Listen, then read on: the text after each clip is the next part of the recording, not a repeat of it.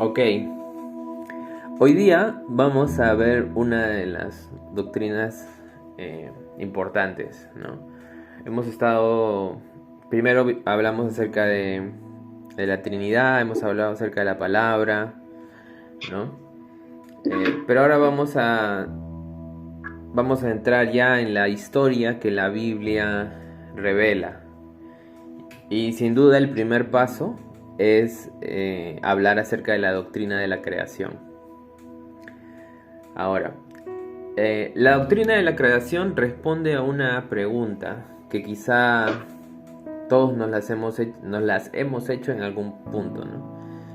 La pregunta que responde la doctrina de la creación es la siguiente: ¿por qué existe algo en vez de nada?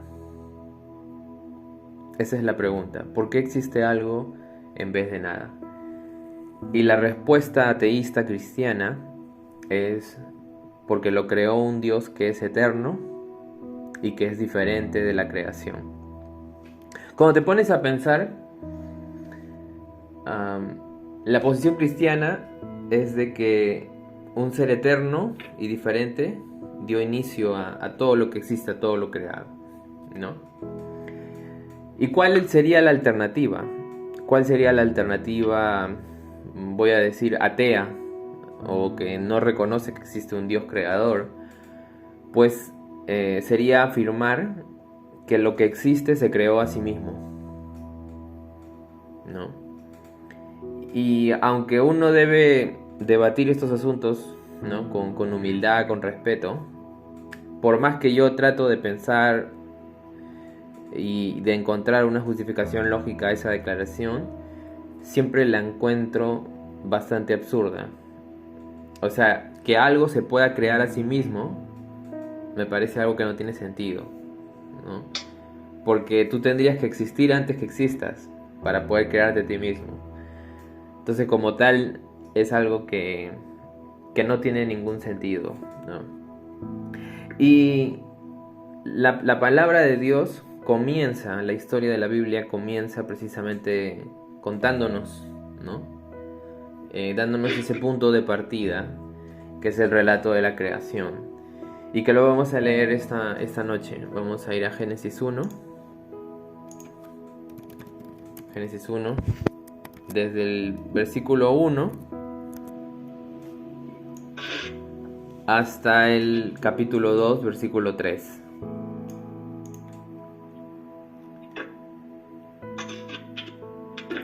Y son 31 más 3, 34 versículos. Así que como somos 4, cada uno va a leer 8 y el último lo termina todo. Así que quisiera pedirte, Elaman, si tú puedes comenzar.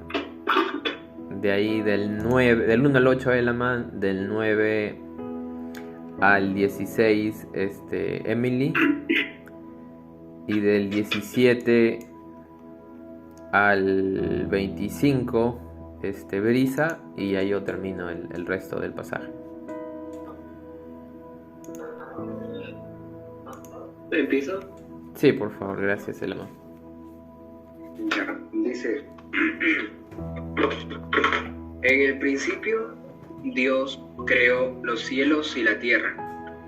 La tierra no tenía forma y estaba vacía, y la oscuridad cubría las aguas profundas, y el Espíritu de Dios se movía en el aire sobre la superficie de las aguas. Entonces dijo Dios: que haya luz, y hubo luz. Y Dios vio que la luz era buena. Luego separó la luz de la oscuridad. Dios llamó a la luz día y a la oscuridad noche. Y pasó la tarde y llegó la mañana. Así se cumplió el primer día. Entonces dijo Dios: que haya un espacio entre las aguas para separar las aguas de los cielos de las aguas de la tierra. Y eso fue lo que sucedió. Dios formó ese espacio para separar las aguas de la tierra de las aguas del cielo. Y Dios llamó al espacio cielo, y pasó la tarde y llegó la mañana. Así se cumplió el segundo día. Dijo también Dios: júntense las aguas que están debajo de los cielos en un lugar, y descúbrase lo seco, y fue así. Y llamó Dios a lo seco tierra, y a la reunión de las aguas llamó mares. Y vio Dios que era bueno. Después dijo Dios: produzca la tierra hierba verde, hierba que dé semilla, árbol de fruto que dé fruto según su género, que su semilla esté en él sobre la tierra, y fue así. Produjo pues la tierra hierba verde, hierba que da semilla según su naturaleza, y árbol que da fruto cuya semilla esté en él, según su género. Y vio Dios que era bueno. Y fue la tarde y la mañana el día tercero. Dijo luego Dios: haya lumbreras en la expansión de los cielos, para separar el día de la noche, y sirvan de señales para las estaciones, para días y años. Y sean por lumbreras en la expansión de los cielos para alumbrar sobre la tierra, y fue así. E hizo Dios las dos grandes lumbreras, la lumbrera mayor para que se señorease en el día, y la lumbrera menor para que señorease en la noche. Hizo también las estrellas.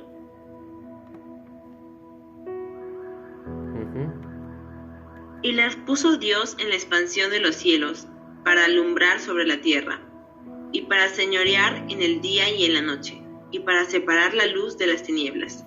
Y vio Dios que era bueno. Y fue la tarde y la mañana el día cuarto. Dijo Dios: produzcan las aguas seres vivientes, y aves que vuelen sobre la tierra, en la abierta expansión de los cielos. Y creó Dios los grandes monstruos marinos, y todo ser viviente que se mueve, que las aguas produjeron según su género, y toda ave alada según su especie. Y vio Dios que era bueno. Y Dios los bendijo, diciendo: fructificad y multiplicaos, y llenad aves en la tierra. Y fue la tarde y la mañana el día quinto. Luego dijo Dios: produzca la tierra seres vivientes según su género, bestias y serpientes y animales de la tierra según su especie. Y fue así. E hizo Dios animales de la tierra según su género, y ganado según su género, y todo animal que se arrastra sobre la tierra según su especie. Y vio Dios que era bueno. Entonces dijo Dios: hagamos al hombre a nuestra imagen, conforme a nuestra semejanza, y señoree en los peces del mar, y en las aves de los cielos, y en las bestias, en toda la tierra, y en todo animal que se arrastra sobre la tierra. Y creó Dios al hombre a su imagen, a imagen de Dios lo creó, varón y hembra los creó. Y los bendijo Dios y les dijo: fructificad y multiplicaos, llenad la tierra y sojuzgadla, y señoread en los peces del mar, en las aves de los cielos, y en todas las bestias que se mueven sobre la tierra. Y dijo Dios: He aquí que os he dado toda planta que da semilla, y que está sobre toda la tierra, y todo árbol en que hay fruto y que da semilla, os serán para comer. Y a toda bestia de la tierra, y a todas las aves de los cielos, y a todo lo que se arrastra sobre la tierra, en que hay vida, toda planta verde les será para comer. Y fue así. Y vio Dios todo lo que había hecho, y he aquí que era bueno en gran manera. Y fue la tarde y la mañana el día sexto. Capítulo 2. Fueron pues acabados los cielos y la tierra, y todo el ejército de ellos. Y acabó Dios en el día séptimo la obra que hizo, y reposó el día séptimo de toda la obra que hizo. Y bendijo Dios al día séptimo, y lo santificó, porque en él reposó de toda la obra que había hecho en la creación. Amén. Entonces aquí tenemos el relato bíblico de la creación, del origen del universo, ¿no? Vemos que Dios crea un espacio, ¿no? Un ecosistema, un ambiente para que el ser humano pueda habitar en él y pueda florecer y pueda llevar la creación hacia adelante, por decirlo de una forma, ¿no? Y vemos que ese punto de origen, ¿no? Proviene de Dios, ¿no? De un Dios de amor que se deleita en crear un mundo que Él describe como bueno, ¿no? Dice: y vio Dios que era bueno, ¿no? Cada vez que Él crea algo, lo califica como algo bueno. Entonces vemos, esto es lo que la Biblia nos enseña respecto a la doctrina de la creación en un principio, ¿no? Después hay otros textos también a lo largo de toda la Biblia que hacen referencia a la creación y cómo Dios dio inicio a todo lo que existe. Y hay algo que nosotros los cristianos cuando queremos definir una doctrina debemos de tener presente, ¿no? Que es que si bien puede haber ciertos puntos de vista diferentes sobre ciertos detalles, siempre tienes que llegar a defender aquello que es fundamental, ¿no? ¿Por qué digo esto? Porque los cristianos, a decir verdad, ¿no? Y esto hay que ser honesto, han debatido cómo entender ciertos aspectos de este relato, de este pasaje, ¿no? Por ejemplo, hay debates acerca de la extensión de los días de Génesis 1, ¿no? Si son días o son eras, ¿no? Hay debates acerca de la edad de la Tierra, si la Tierra es joven o si la Tierra es vieja, ¿no? O acerca del inicio de la muerte animal, en qué momento se dio, antes, después de la caída, ¿no? Ahora, estos asuntos son importantes, ¿ya? Y nosotros debemos de estudiar el texto de tal manera que podamos llegar a una conclusión acerca de esos puntos. Pero esos debates deben tener lugar entre personas que son creyentes. O sea, a lo que me refiero es, hay algunas declaraciones y afirmaciones esenciales que todo cristiano debe creer acerca de la creación, que no deben estar en discusión. Hay otros que tú puedes tener cierto espacio para seguir investigando, para dialogar amablemente, pero hay algunas declaraciones y que la Biblia afirma acerca de la doctrina de la creación que no podemos entrar en discusión. Y esta noche, en esta primera parte, lo que quiero hacer es que nosotros definamos qué cosa es lo esencial de la doctrina de la creación y que como cristianos todo creyente debe afirmar. Entonces, les voy a dar 7 puntos para quienes estén tomando nota que son esenciales en la doctrina de la creación. Ok, comienzo con el primer punto. El primer punto es que Dios creó el mundo de la nada, ¿no? Lo que en teología se le llama creatio ex nihilo, ¿no? Creación de la nada. Y eso está afirmado por textos, por ejemplo, como Hebreos 11:3. Hebreos 11:3 dice: por la fe entendemos haber sido constituido el universo por la palabra de Dios, de modo que de lo que se ve fue hecho de lo que no se veía. Romanos 4:17, que es un segundo texto, dice: como está escrito, te he puesto por padre de muchas gentes, ¿no? Y está hablando acerca de la historia de Abraham, ¿no? Dice: delante de Dios, a quien creyó, el cual da vida a los muertos y llama a las cosas que no son como si fuesen, ¿no? Y está haciendo referencia al poder creativo de Dios, al poder creador del Señor. ¿Por qué es importante ver que Dios creó el mundo de la nada? Porque este es un poder que solo Dios tiene. Este es un poder que en cierta manera distingue a Dios de nosotros, ¿no? Solo Dios tiene el poder de crear de la nada.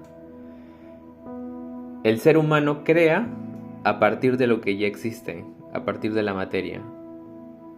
Pero Dios crea a partir de la nada, y esa es una gran diferencia. Entonces, el primer punto, la primera afirmación esencial de la doctrina de la creación es que Dios creó el mundo de la nada.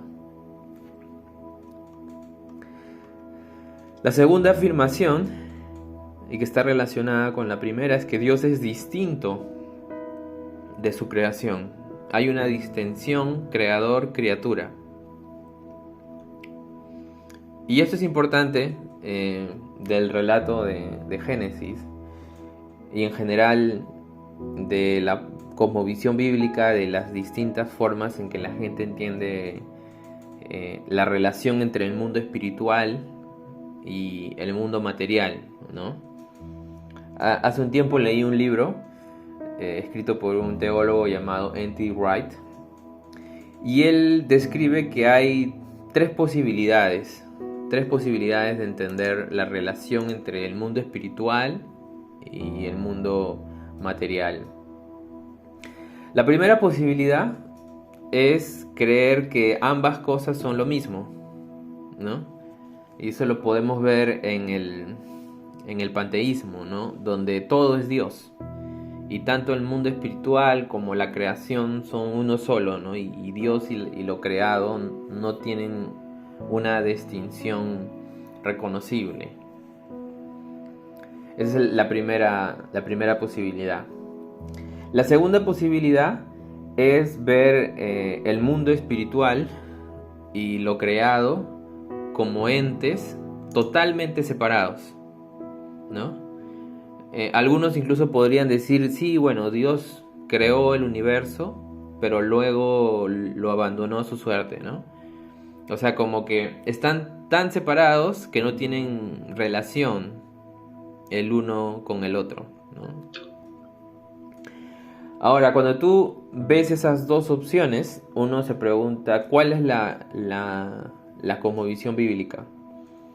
Bueno, la cosmovisión bíblica no es ni la primera ni la segunda, aunque tiene ciertos elementos de ella. O sea, sí afirma, por ejemplo, que el mundo espiritual y el mundo creado son distintos, ¿no? Son diferentes. Pero la Biblia nos muestra un relato en que ambas realidades están profundamente conectadas, ¿no? No es que Dios dio inicio a la creación y después la abandonó a su propia suerte, sino que Dios se ha involucrado en su creación y la sostiene hasta el día de hoy. Esa es la visión bíblica, ¿no? Cuando nosotros leemos Génesis, podemos ver, por ejemplo, que en la creación del hombre, ¿no? Dice que Él tomó del polvo, ¿no? Y así es como Él crea el ser humano. O sea, hay un acercamiento, ¿no?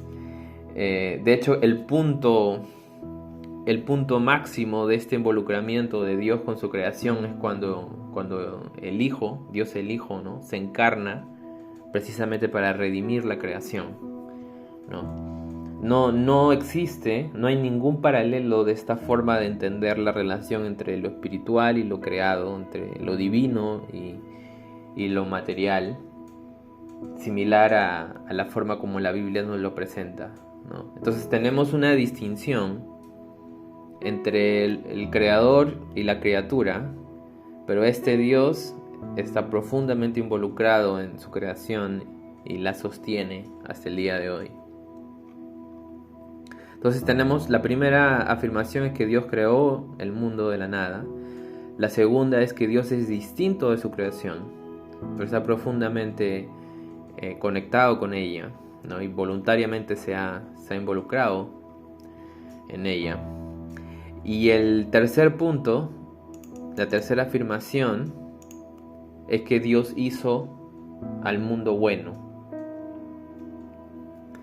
Esta es una idea que los cristianos han defendido por mucho tiempo, ¿no? A lo largo de la historia de la iglesia, una de las grandes herejías ha sido lo que se llama el gnosticismo, ¿no? Que en esencia enseñaba que el conocimiento era algo superior a lo material y con ello devaluaba la creación, ¿no? Y los cristianos históricamente se han opuesto firmemente a estas ideas, ¿no? A pesar de que la creación no es como era originalmente, ¿no? En consecuencia de la caída, nosotros creemos que este es un mundo bueno creado por Dios. Creemos que la realidad material importa y las necesidades físicas de las personas son realmente importantes, ¿no? La visión cristiana reafirma la bondad de la creación, ¿no? Y nosotros incluso en nuestra esperanza futura, ¿no? La esperanza futura del cristiano, de la Biblia, no es un paraíso etéreo donde nuestras almas van a vagar eternamente, sino nosotros tenemos como esperanza una nueva creación, ¿no? Una nueva realidad material, pero glorificada. Y la razón por la que creemos eso es porque creemos que Dios hizo al mundo y lo hizo bueno. Y anhelamos esa restauración total de todo lo creado. Entonces tenemos, hasta el momento, Dios creó al mundo de la nada, Dios es distinto de su creación, y el tercero, Dios hizo al mundo bueno. El cuarto punto es que Dios creó al mundo para su gloria. Dios creó al mundo para su gloria, y eso está en varios pasajes, pero creo que el que lo afirma explícitamente es Colosenses 1:16, que dice: porque en Él fueron creados todas las cosas, las que hay en los cielos y las que hay en la tierra, visibles e invisibles, sean tronos, sean dominios, sean principados, sean potestades, todo fue creado por medio de Él y para Él. Aquí está hablando de Cristo, ¿no? Pero la idea es que todo fue creado para la gloria de Dios. El mundo existe para la gloria de Dios, para la exaltación del Señor, para su alabanza, ¿no? De hecho, a lo largo de las Escrituras, una de las grandes razones por las cuales Dios es alabado es precisamente por el hecho de que Él creó todo lo que existe, ¿no? Y eso es un no negociable para nosotros como cristianos. ¿Qué son principados?, pregunta Brisa. Se refiere a autoridades espirituales. Autoridades espirituales, esto también va a ser mencionado en Efesios,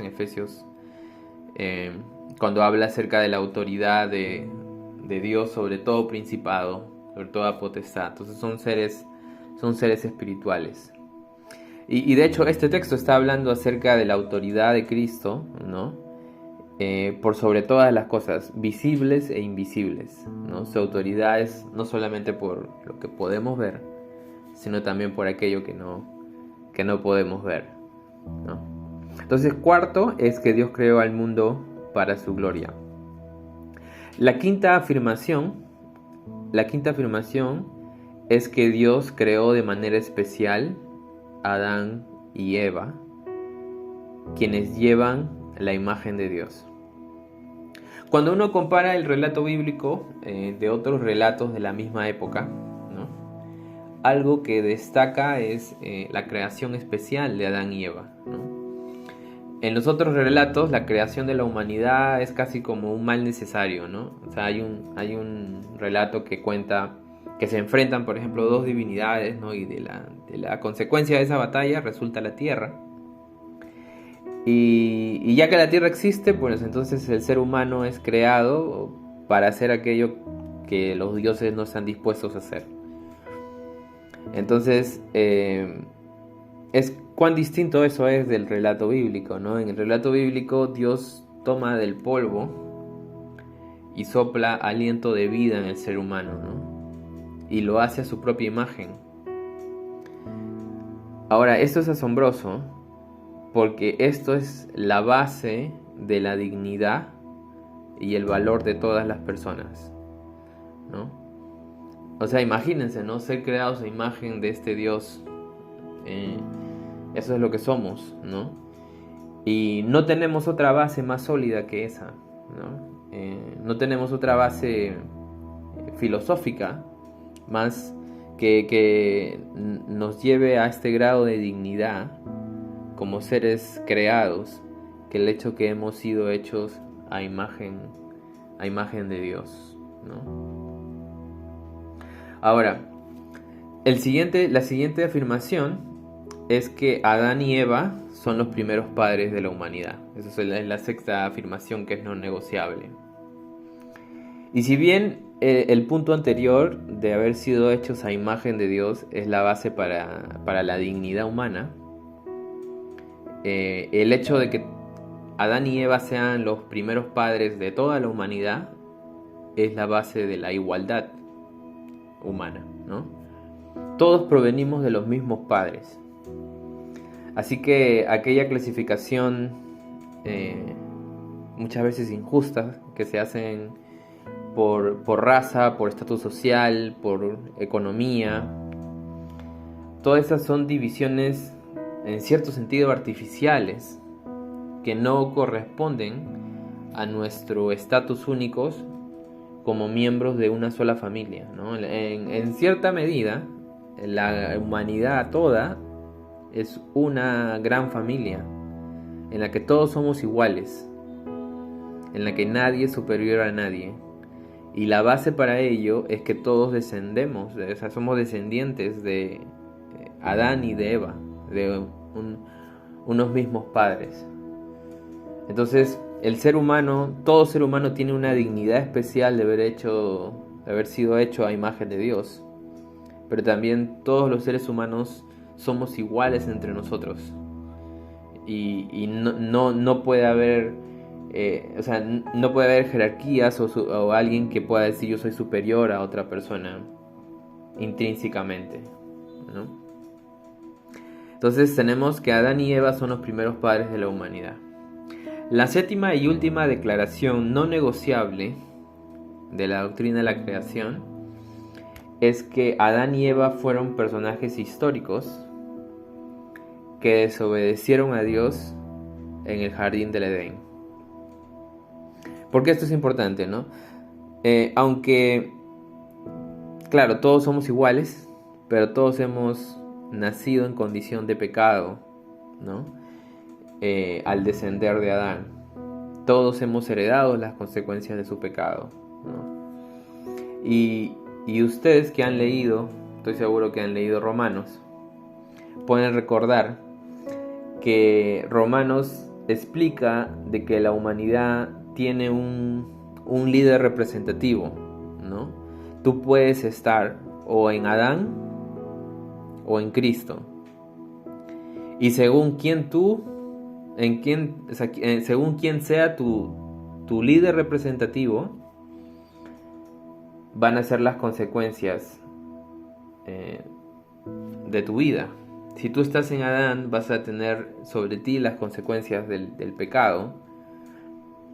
Pero si tú estás en Cristo, estás unido a Cristo, tienes las consecuencias de alguien que ha vivido en estatus de justicia perfecta.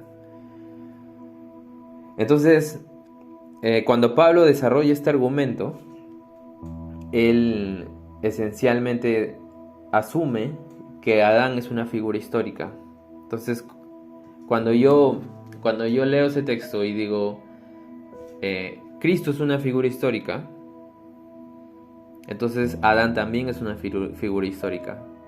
No puede ser una alegoría o una metáfora, sino que para ser real, ambos tienen que ser personajes que han existido en la historia. Entonces, estas son las 7 afirmaciones. Las voy a repasar para que puedan estar presentes. La primera es: Dios creó al mundo de la nada, ¿no? Ex nihilo. Y eso es algo que solamente Dios puede hacer. Lo segundo es que Dios es distinto de su creación. Hay una diferencia entre el creador y la criatura. Pero a la misma vez también Dios se ha involucrado en su creación. Sostiene su creación hasta el día de hoy. La tercera afirmación es que Dios hizo al mundo bueno, ¿no? Tenemos una creación y que Dios constantemente, mientras va creando, va diciendo y esto era bueno, ¿no? El cuarto punto es que Dios creó al mundo para su gloria. Ese es el propósito por el cual todo lo que existe ha sido creado. Y el quinto punto es que Dios creó de manera especial a Adán y Eva, ¿no? Quienes llevan la imagen de Dios. Sexto punto es: Adán y Eva son los padres de toda la humanidad, los primeros padres de toda la humanidad. Y el séptimo punto es que Adán y Eva fueron personajes históricos que llegaron a desobedecer a Dios en el jardín. del Edén. Entonces, esas son las 7 afirmaciones y declaraciones, ¿no?, esenciales de la doctrina de la creación, que ayudan a que el resto del relato bíblico pueda tener consistencia y coherencia. Entonces, por lo tanto, no podemos negar ninguna de estas 7 afirmaciones. Ya dejaría de tener sentido cierto desarrollo que Dios va a revelar más adelante en su palabra. Pero lo que quiero hacer ahora es que a partir de esta realidad de la creación, nosotros nos pongamos a pensar por qué esto es importante, por qué es relevante para nuestras vidas creer que Dios es el creador de todo lo que existe. Y les quiero dar 3 puntos, ¿no? De hecho hay un montón de implicaciones de esta realidad, pero les quiero dar solo 3 para que podamos esta noche reflexionar. La primera es que Dios no creó por necesidad. Él creó porque Él lo quiso. Y eso es increíble para mí. Porque Dios no necesitaba crearnos. Dios no necesitaba crear el mundo, no necesitaba crear nada de lo que nosotros podemos ver. Pero Él quiso hacerlo. Y esto es algo que para mí es profundo, porque muchas veces, y yo he escuchado esto a veces en prédicas, ¿no?, como que Dios te necesita, Dios te necesita de ti. Y uno comienza a sentir una especie de carga innecesaria. Pero Dios no nos necesita. Él nos desea. Él elige voluntariamente mostrar su amor y su gracia hacia nosotros. Nosotros hemos sido creados no porque Dios fuera una persona que le faltara amor o algo así, sino hemos sido creados con intencionalidad, porque Él lo quiso, porque Él lo deseaba, ¿no? Y una implicación de eso es que si hemos sido creados con esta intencionalidad, entonces toda nuestra vida tiene un propósito, ¿no? La familia donde naciste, el lugar donde estás, las necesidades que tú puedes ver. Dios te creó con intencionalidad. No eres del azar, no eres algo que se dio fortuitamente, sino que Dios te creó con intencionalidad. Y por lo tanto toda tu vida tiene un propósito. Y esa es la primera reflexión que les quiero dejar esta noche. La segunda reflexión es que solo Dios es el único ser independiente. Solo Dios es el único ser autosuficiente. Todos somos dependientes de Él, ¿no? El término teológico para ello es la trascendencia, ¿no? Solo Dios es trascendente. Pero la esencia de nuestra existencia es la dependencia de Dios, ¿no? Este domingo estaba en la iglesia y estaba escuchando una pregunta que se dijo: ¿qué pasaría si Dios dijera, bueno, el día de hoy voy a quitar el oxígeno del mundo, porque creo que no es una buena idea dejarlo así nomás gratis? ¿Qué pasaría con la humanidad? Al instante estamos todos destruidos, ¿no? Todos estamos muertos. Entonces, en esencia, nuestra existencia es una relación de dependencia con Dios. El punto es si eres capaz de reconocerlo. O sea, no es que El ser humano siempre cree que es un ser independiente y todo ello, ¿no? Pero en esencia nosotros somos profundamente dependientes. Desde el momento que nacemos. Encima nacemos como un bebé, como un ser que ni siquiera puede cuidarse a sí mismo, ¿no? Y estamos por bastante tiempo a la misericordia y a la merced de otros seres dependientes también entre sí, ¿no? Y todo eso se da por pura misericordia, ¿no? Y el hecho que hayamos sobrevivido a eso es una muestra también de la bondad de Dios, ¿no? Pero esa es la idea central, ¿no? de la doctrina de la creación. El único ser independiente realmente, el único ser trascendente es Dios. Y nuestras vidas se construyen a partir de esa dependencia. Y en la medida que aceptemos eso más rápido, es mejor. Entonces, la primera es que hemos sido creados con intencionalidad. Dios no nos necesitaba, pero Él nos quiso crear. Y esto aplica en nuestra vida, ¿no? Dios no nos necesita, Él nos desea. Y el segundo es, Dios es el único ser trascendente. Y el tercer punto y el último punto es que Dios es hermoso. Y aquí quiero que un poco invitarles a utilizar su imaginación. Dios pudo haber creado máquinas de filtración de aire, ¿no? Así industriales, como podríamos decir. Pero en su lugar decidió crear árboles. Dios pudo haber elegido hacer la creación en blanco y negro.